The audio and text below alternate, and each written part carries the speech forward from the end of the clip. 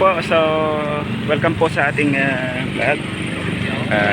Ito na po yung dating Iloilo Terminal Market na sinasabi natin mabaho, masikip. Ngayon ay ito na po yung mukha ng Iloilo Terminal Market. Tara at bisitahin po natin sa loob. Yung dating palengke ay nagmukha na po siyang mall. Ayan na po yung itsura.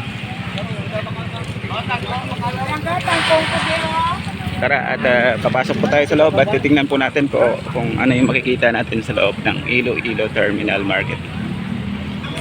Dito sa labas po ay hindi pa po siya masyadong fully developed, pero ginagawa pa po nila na mapaganda lahat.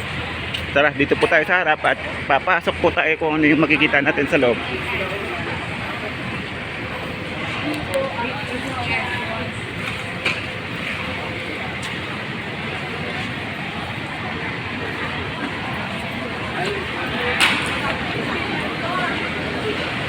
Ayan po sa labas, yung dating wow.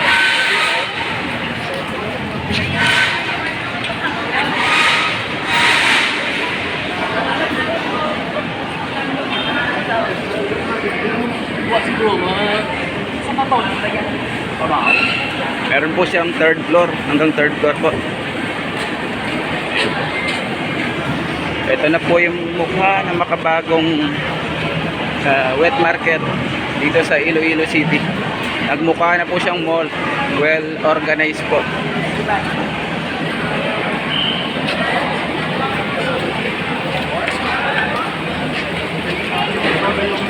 So sectional po siya. Iba yung bentahan ng mga isda at iba din po yung bentahan ng mga karne. So akyat po tayo sa taas.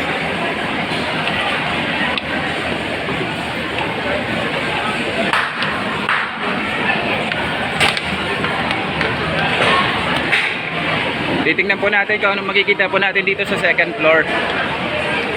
Ayan po yung sa baba.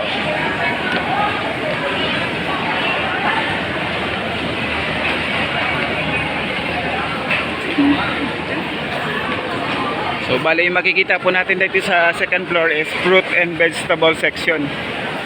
Pero hindi pa po lahat fully operated kasi underdeveloped po yung ibang area.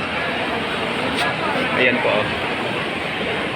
Dito lahat ng mga fruits and vegetables.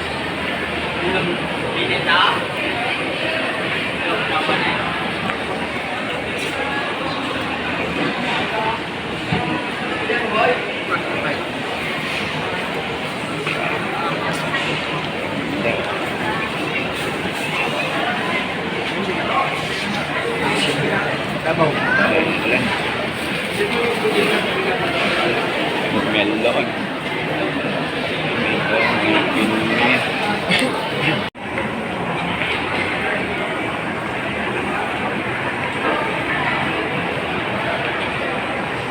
Ayan po, so bali hindi man siya kalakihan yung mga pwesto dito sa mga nagtitinda, pero well organized na po siya.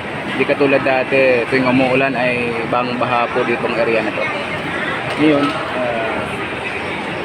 3-story po siya. Ayan, magmula doon hanggang dito, hanggang dun pa sa taas. So at least kahit pa paano ay hindi ka na po mag-atubiling mamili dito sa Iloilo Terminal Market kasi well organized na po siya at medyo decente na po yung makabagong na siya, style na siya. So good job para sa mga taga Iloilo na ganda ng ng setup po ng ng terminal market. Hindi na magsisikipan yung mga tao sa mall para mamalengke o kasi andito parang pumunta ka na rin po sa mall.